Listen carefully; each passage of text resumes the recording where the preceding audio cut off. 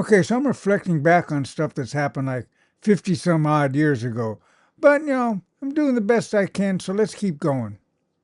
Anyway, okay, I was in Berkeley again. I went back to Berkeley, and a lot of these stories are going to kind of overlap. Maybe I don't know really what I'm talking about. Sometimes I'll also remember something that I forgot, and I'll bring it up at a later story. But anyway, this is where I am right now. I was back up in Berkeley, shooting dope, getting high, running around Telegraph Avenue like a maniac, just having fun, just living a free life.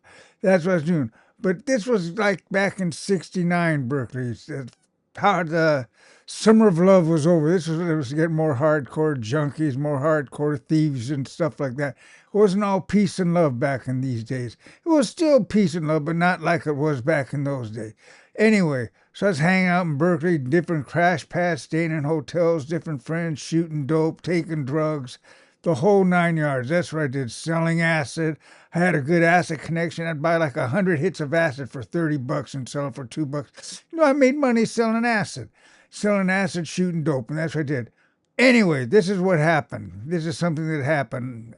The story might be mixed up a little bit, but I did know I hitchhiked, went to Colorado, and came back. Anyway, I'm in Berkeley. I'm in Haight-Ashbury.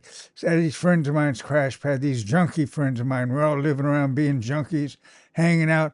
And the police came in one night and busted everybody. Took us to San Francisco City Prison.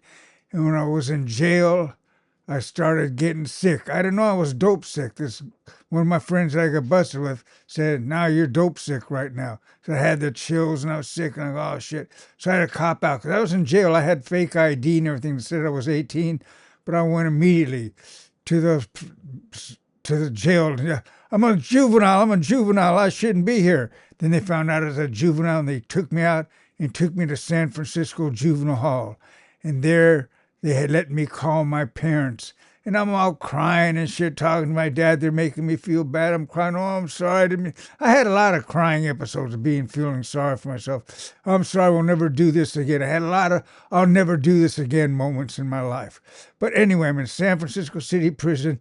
And then they sent me, not San Francisco Juvenile Hall. I was in San Francisco. Anyway, they sent me up to Sacramento, to the place like Norwalk, the CYA Reception Center, like Norwalk, but now I was in Northern California.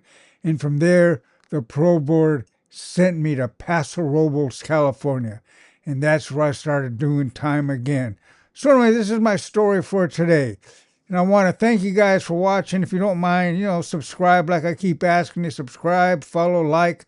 Helps the channel, helps me grow. It helps the channel grow. And I'm just going to keep telling these stories, and eventually you'll catch up. But the stories are pretty much in order. So if you catch up late and you see me, don't worry about it. Ain't nothing but a meatball. You will catch up. And I'm very happy to have you with me. So look, I'm done with this story for today. I will be back tomorrow or the next day. Every other day I'm doing this. But anyway, thank you so much for watching, and I will talk to you again real soon. And remember, I love you guys more than life itself. Seriously, have a wonderful, wonderful life.